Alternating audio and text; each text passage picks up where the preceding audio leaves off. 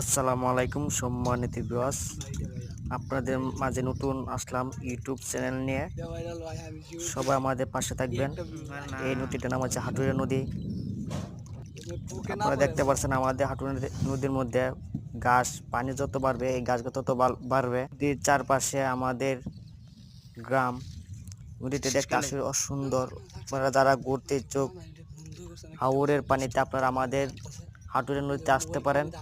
আমার ইউটিউব চ্যানেলের মধ্যে আজকের ভিডিওটা সর্বপ্রথম দিলাম। সবাই আমার পাশে থাকবেন বা আপনাদের পাশে আমি সবসময় আছি ইনশাল্লাহ।